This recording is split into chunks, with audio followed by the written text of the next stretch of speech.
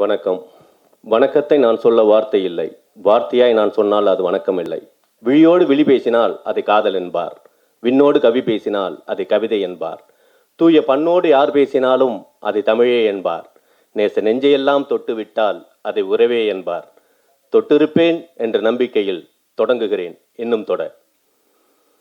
பெரும்பாலும் மேடையில் ஏறப்ப எல்லாரும் மேடையை தொட்டு கும்பிடுவாங்க. சில பேர் மேடையில் இருக்கிறவங்களோட காலை தொட்டு கும்பிடுவாங்க. மேடைக்கு முன்னால் இருக்கிறவங்களோட காலை எத்தனை பேர் தொட்டு கும்பிட்டுருப்பாங்கன்னு எனக்கு தெரியல. என்னடா அவன் காலை பிடிக்கிறான்னா முதலமைச்சர் ஆகணுமோ முதலமைச்சர் ஆகணுமோ அப்படிங்கிற நோக்கங்கள்லாம் எனக்கு இல்லை. ஆமாம், ஒரு படம் பண்ணோம், அதுவும் ஆஸ்கார் அவார்டு வாங்குகிற ஒரு படம் பண்ணோம்.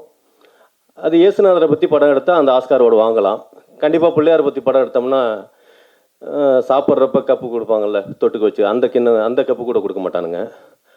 ஆமாம், ஆக்சுவலாக விஐபி அப்படிங்கிறது கூப்பிட்டு ஒரு ஃபங்க்ஷன் அப்படிங்கிறது பண்ணுவாங்க.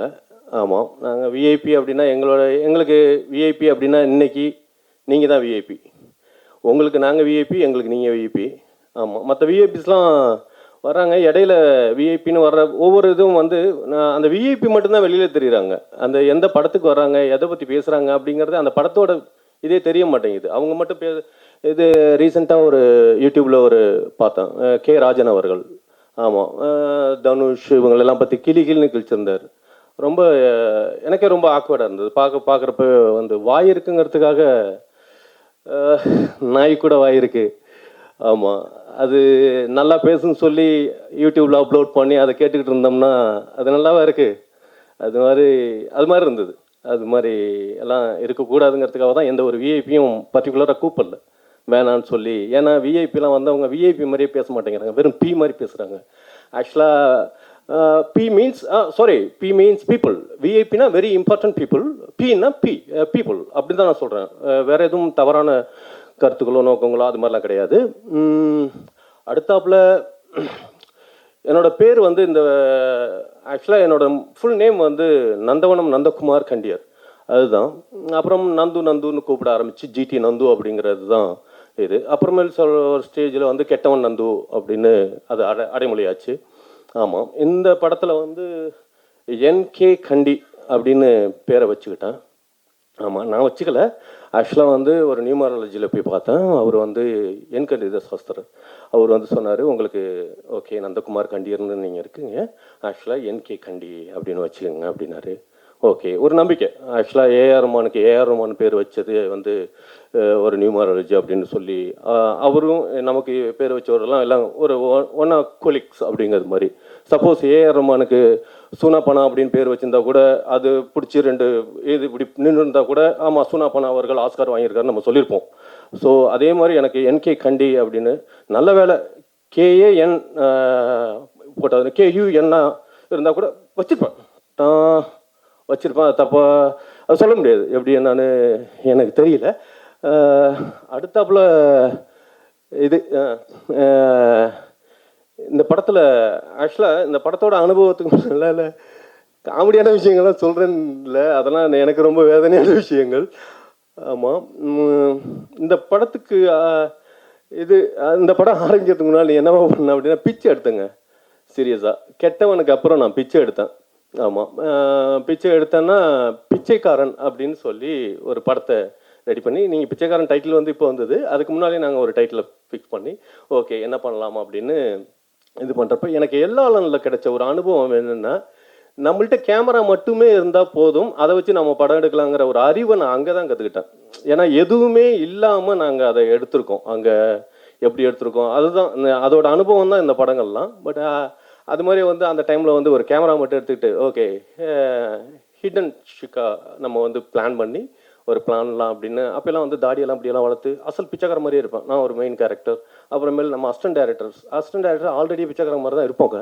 ஆமாம், அவங்களாம் ட்ரூலியாக இருந்தாங்க. அந்த கேரக்டர்லாம் ரெடி பண்ணிவிட்டு ஓகேன்னு சொல்லி எல்லாம் ஷூட்டிங் போனோம்னா நாங்கள் வந்து பெரும்பாலும் எங்கே பிச்சை எடுத்தோம்னா இது சாந்தம் சர்ச், அப்புறம் அம்பத்தூர் பஸ் ஸ்டாண்ட், இந்த மாதிரி இடங்கள்லாம் நாங்கள் பிச்சை எடுத்தோம். பட் அந்த காலகட்டங்கள் நல்ல வசூல் கிடச்சிது.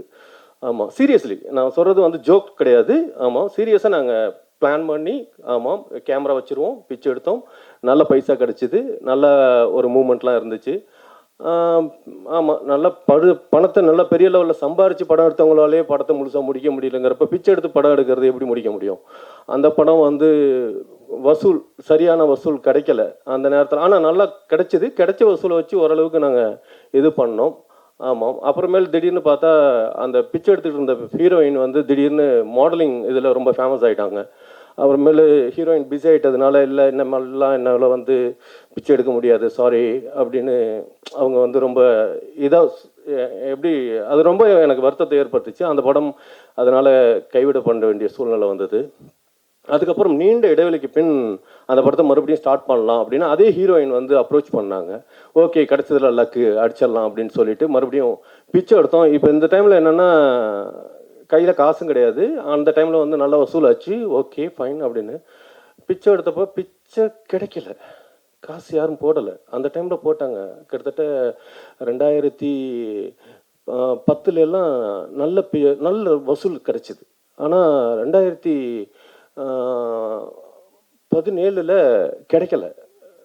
ரொம்ப கஷ்டப்பட்டோம். என்ன அப்படின்னு அப்புறமேல அந்த சாந்தம் சர்ச்சில் பாதிரியார் அவர் நம்மளை பிச்சை எடுக்கிறப்ப பார்த்துருக்காரு இல்லையா, அவர்கிட்ட என்ன ஃபாதர் இப்படி இருக்குது அப்படின்னோடையும் இல்லை 2016 நவம்பர் 8ஆம் தேதியிலேருந்து எல்லாருமே பிச்சைக்காரன் ஆகிட்டானுங்க, அதனால நீங்கள் வந்து ரொம்ப அப்படின்னு. எப்படி ஃபாதர் என்னாச்சு அப்படின்னா இல்லை அன்னைக்கு தான் 500 நோட்டையும் 1000 நோட்டையும் மாற்றிட்டானுங்க, அதனால உங்களுக்கு வந்து அந்த மாதிரி ஆயிடுச்சு அப்படின்னோடையும் ஓ அப்போ மறுபடியும் நம்ம படமே பண்ண முடியாதா அப்படின்னு நினச்சிட்டு இருக்கிறப்ப தான் இவர் அங்கேருந்து ஃபோன் என்ன பண்ணிகிட்டு இருக்கீங்க அப்படின்னு. ஆமாம் மாட்டினது ஆடு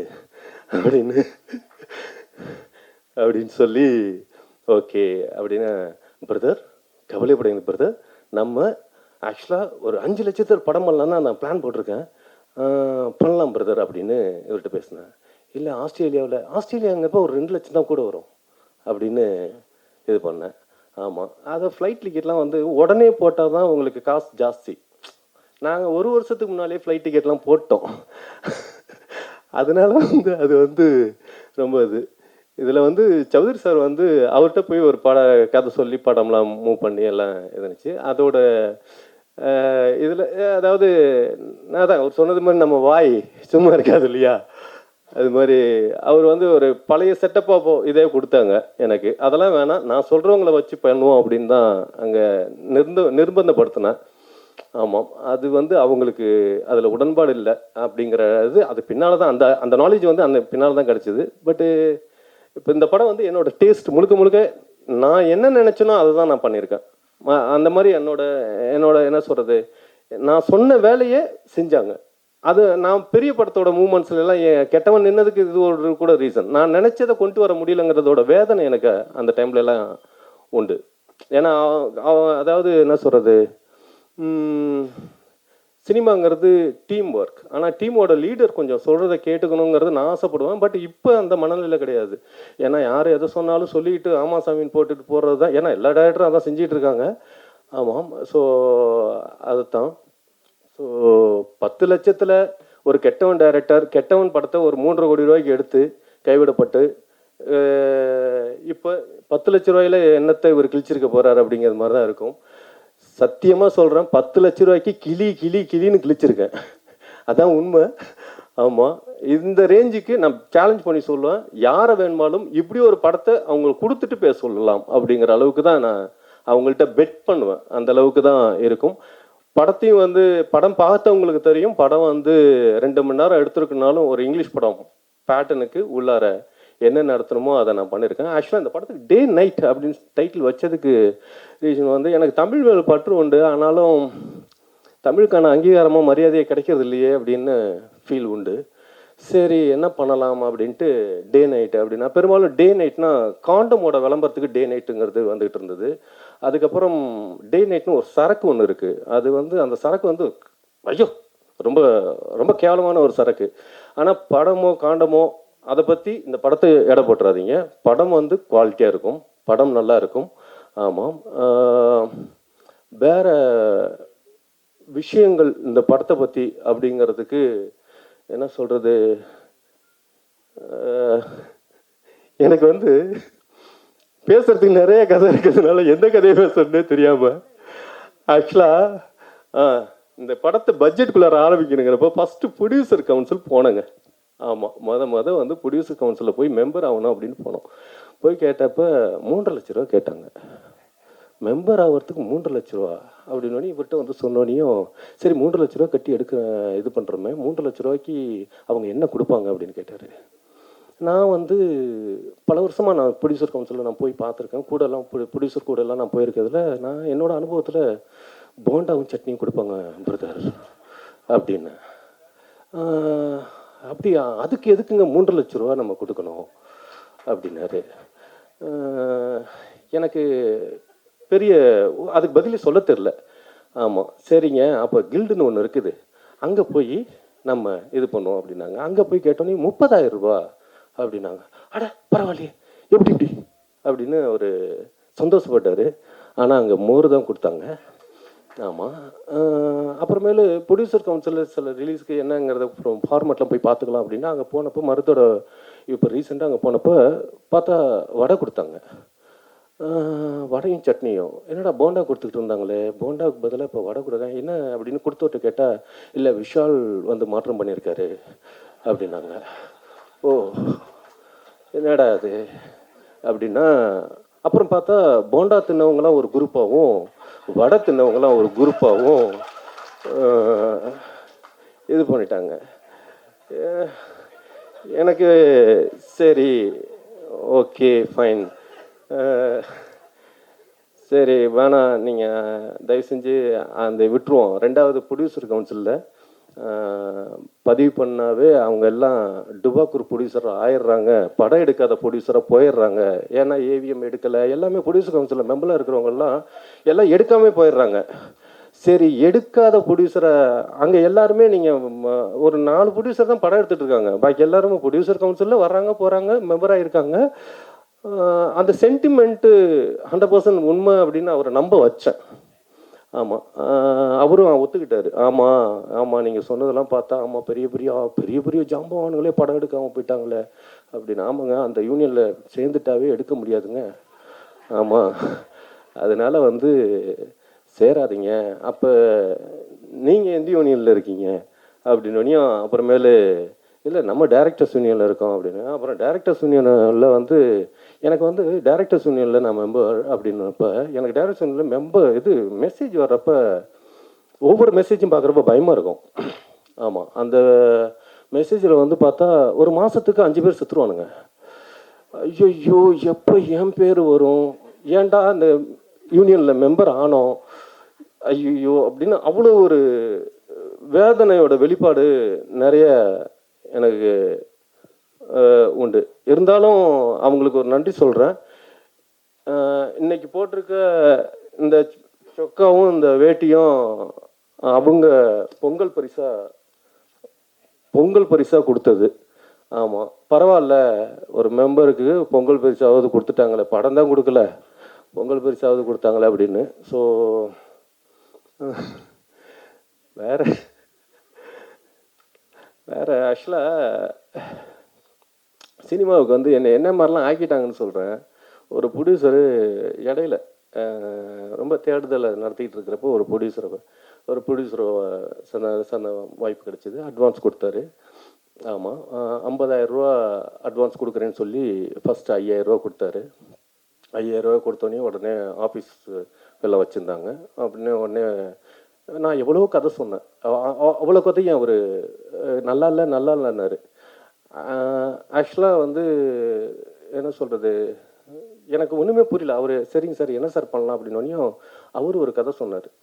அந்த கதையை கேட்டேன். ஆக்சுவலாக ஆட்டோகிராஃப் கதையை திருப்பி சொல்லியிருக்காரு. அவர் 7 பொண்ணுங்களை வச்சு சொன்னார்.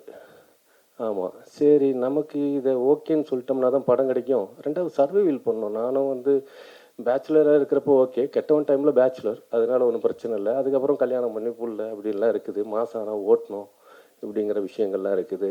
ஆமாம், அப்படிங்கிறதுனால ஆக்சுவலாக நான் அப்போ அந்த டைமில் வாடகை வீட்டில் இருந்தேன். இப்போ மாமனார் வீட்டுக்குள்ளே போய் நுழைஞ்சிட்டேன். இல்லை ரொம்ப ஃப்ராங்காக, ஏன்னா சினிமாவில் எப்படி சர்வைவல்ங்கிறது அவ்வளோ ஈஸி கிடையாது, அதனால தான் சொல்கிறேன். அவர் வந்து அட்வான்ஸ் கொடுத்தாரு. அப்புறமேலு ஓகே, அவர் சொன்ன கதையை ஓகேன்ட்டேன். ஓகே 7 பொண்ணுங்களும் வச்சு தானே ஓகே அப்படின்னு. உடனே அவர் வந்து ஹீரோயின் செலெக்ஷன் பண்ணிடுவோம் அப்படின்னாரு. உடனே ஓகே சார் அப்படின்னா உடனே ஹீரோயின் செலெக்ஷன் நடந்தது. ஆமாம், கிட்டத்தட்ட நிறையா பொண்ணுங்களா எல்லாம் வந்து வருவாங்க. இது இவர் தாம்மா கெட்டவன் டைரக்டர் அப்படின்னு என்னை இன்ட்ரடியூஸ் பண்ணுவாங்க. வணக்கங்கம்மா அப்படிமா. உடனே அடுத்தாப்புல ப்ரொடியூசர் ரூமில் அவங்க உட்காந்து பேசி சரிங்க சார் அப்படின்னு போயிடுவாங்க. உடனே பாண்டிச்சேரியில் டிஸ்கஷன் அப்படின்னாரு. ஓகே, பாண்டிச்சேரியில் பார்த்தா பாண்டிச்சேரியில் டிஸ்கஷன் ஏன் போட்டாங்கன்னு பார்த்தா தண்ணி விலை அது சரக்குக்கு இது வந்து அவர் சரக்கு அடிக்காமல் இருக்க மாட்டார் உங்களுக்கு. அவர் கொஞ்சம் ரேட்டு கம்மியான சரக்கை இருக்கணும் அப்படிங்கிற மூமெண்ட்டுக்கு அங்கே ரூம் போட்டு இங்கேயே உட்காந்து அடித்தோம்னா ஜாஸ்தியாகுதுன்னு அங்கே உட்காந்துட்டாரு அப்படின்னு. சரி ஓகே அப்படின்னு பார்த்தா ஆடிஷனுக்கு வந்த பொண்ணுங்களாம் அங்கே வந்துருந்ததுங்க. ஆமாம், என்னடா அது அப்படின்னு பார்த்தா அப்போ இது சார் என்ன சார் இது செலெக்ஷன் எல்லாம் இல்லை சார், நீங்கள் வந்து எப்படிப்பா அவங்க பர்ஃபார்ம் பண்ணணும் என்ன அப்படிங்கிறத நீங்கள் சொல்ல வேணாமா, அதுக்காக தான் சார் வர சொல்லியிருக்கேன் அப்படின்னு. சரி ஓகே, வந்தாங்க, எல்லாம் மீட் பண்ணோம், இது பண்ணோம். ஆக்சுவலாக வந்து சத்தியமாக நான் எதுவும் பண்ணல. ஆமாம், இது எல்லாம் அவங்க இதுனாங்க என்ன ஆடிஷன்லாம் முடிஞ்சுது. அதுக்கப்புறம் வந்து நான் வந்து ப்ரொடியூசர்ட்டு இல்லை சார் இது ஏதோ இதாக நடக்குது அப்படிங்கிறப்ப எனக்கு பேலன்ஸ் இருந்த அமௌண்ட்டு கொடுத்துட்டாரு. ரொம்ப சந்தோஷமாக இருந்தது. அப்புறமேல் நேராக சென்னைக்கு வந்ததுக்கப்புறம் அந்த படம் வந்து இது பல காரணங்கள் ஏதோ காரணங்கள்லாம் சொல்லி சொல்லி சொல்லி பட்ஜெட் ஒர்க் அவுட் ஆகல, அது சொல்ல எனக்கு நேரம் சரியில்லை அப்படி இப்படிலாம் ஏதோ சொல்லி அந்த படம் நடக்காமே போச்சு. ஆனால் ஒவ்வொரு காலகட்டங்கள்லையும் அதில் நடித்த பொண்ணுங்களில் நான் அங்கங்கே மீட் பண்ணுறப்ப அதில் எல்லா பொண்ணுங்கள்ட்டேருந்து வந்த வார்த்தை வந்து சார் அட்ஜஸ்ட்மெண்ட்டு கேட்டாங்க, அதுக்கு முடியலன்னு சொன்னதுனால தான் அப்படின்னு ஒரு பொண்ணு சொன்னாங்க. அதுக்கப்புறம் அட்ஜஸ்ட்மெண்ட்டு கேட்டாங்க, நான் பண்ணேன் சார், ஏன் சார் ஆரம்பிக்கலை அப்படின்னு. நான் வந்து அட்ஜஸ்ட்மெண்ட்னு நான் ஆக்சுவலாக வந்து எனக்கு தெரியல. ஆக்சுவலாக அட்ஜஸ்ட்மெண்ட் அப்படின்னு நான் என்ன நினச்சேன்னா, இப்போ ஹீரோயின்ஸ் வந்து கேரவேன்லாம் கேட்பாங்க இல்லையா, கேரவேனு ஜூஸு இதெல்லாம் கேட்பாங்க, இதெல்லாம் கொடுக்காம இது பண்ணோம், அதனால அந்த அட்ஜஸ்ட்மெண்ட் அப்படின்னு நான் நினச்சிக்கிட்டு இருந்தேன். கடைசியில் பார்த்தா தான் தெரியுது ஒருத்தவங்க என்ன சார் அட்ஜஸ்ட்மெண்ட்லாம் இது பண்ணேன் அப்படின்னு. ரொம்ப வேதனையோட வெளிப்பாடு. ஆமாம், அட்ஜஸ்ட்மெண்ட்டோட மீனிங்கே இங்கே சினிமாவில் ஒரு பொண்ணை செக்ஸுக்கு கூப்பிட்ற விஷயந்தான் அட்ஜஸ்ட்மெண்ட்டுங்கிறது ரொம்ப பரவலாக இருக்கிற விஷயமா நானே தெரிஞ்சுக்கிட்டது. ஆமாம், அந்த ப்ரொடியூசர் திடீர்னு கேள்விப்பட்டேன். அந்த ப்ரொடியூசர் சின்ன வயசு தான், இறந்துட்டார். அவரோட இளவுக்கு போயிருந்தேன். அப்போ அவரை அந்த இளவுல வந்து அவரை பார்த்து எனக்கு துக்கம் வரலை. அதாவது நல்லவனுக்கு வாழ்க்கை கிடைக்கிறதுக்குள்ளார கெட்டவன் நல்லா வாழ்ந்து செத்துறானே அப்படிங்கிறது மாதிரி இருந்தது. அதாவது அந்த இடம் பார்க்குறப்ப கண்டிப்பாக இதுதான் அதோட எண்டிங் முடிவு அப்படிங்க. கடவுள்னு ஒருத்தன் இருக்கான், அவன் பார்த்துக்கிட்டு இருக்கான், அவனோட செயல்பாடுகள் இருந்துகிட்டு இருக்குது. அப்படியெல்லாம் இருந்தால் நீங்கள் இப்படி தான் அனுபவிப்பீங்க அப்படிங்கிற இடத்த நான் அதில் வேடிக்கை பார்த்தேன்னு இல்லை, அந்த உணர்வை பார்த்தேன். அந்த என்னால் உண்மையை கடவுள் அப்படிங்கிற ஒரு உண்மையை என்னால்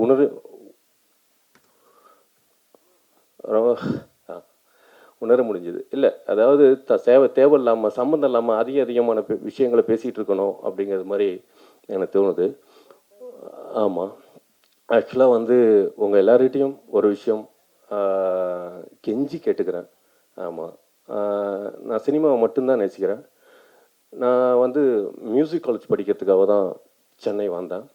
ஆமாம், என்னடா என்னத்த மியூசிக் காலேஜில் என்ன அப்படிலாம் நினைப்பீங்க. ஆக்சுவலாக முத்தை தருபத்தி திருநகை அத்திக்கிற சக்தி சரவண முத்துக்குரு வித்துக்குருபரன் என ஓதும் முட்கற் பரமர்க்கு சுருதியின் முற்பட்டது கற்பித்திரு ஒரு 33 தமரர் மடிபேன 10 தலை தத்த கணதோடு ஒத்தைக்கிரி மத்தை பொறுதொரு வட்ட பகல் வட்ட திகிரியில் இரவாக 10 கிரதத்தை கடவிய பச்சை புயல் மச்சத்தகு ஒரு பட்சத்தோடு ரச்சித்தொரு ஒரு நாளே தித்தித்தைய ஒத்த பரிபுர நித்தப்பதம் வைத்து பைரவி திக்கோ கண்ணடிக கழுதொடு கழுதார்த்த திக்கு பறி அட்ட பைரவர் தொக்கு தொகு தொகு தொகுது சித்திரப்பௌரிக்கு ரிகடகையன ஓத கொத்து பறை கொட்டு கலமிச்சு குத்து புது புக்கு பிடியன முதுகூகை கொட்புற்றல நட்பற்ற உணரை வெட்டி பலியிட்டு குலகிரி குத்துப்பட ஒத்து புறவள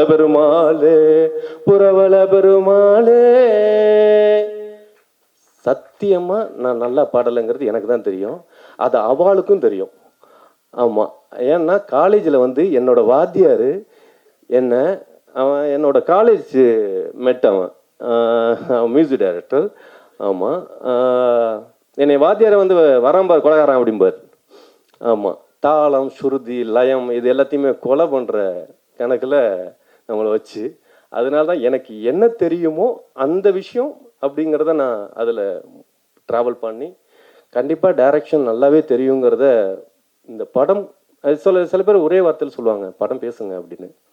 ஆமாம், இந்த படம் கண்டிப்பாக பேசும். இந்த படத்தோட ஒரு சிங்கிள் லைன் அப்படின்னு சொல்லப்போனால், இந்த படத்தோட கதை அப்படின்னா, கலர் கலராய் சட்டை போட்டு காட்சியளிப்பேன் கம்பீரமாய், பள்ளிக்கூடத்தின் கட்டுப்பாட்டுக்காய் வெள்ளை சட்டை வெறுப்போடு அணிந்தாலும் ஆணிகளாய்.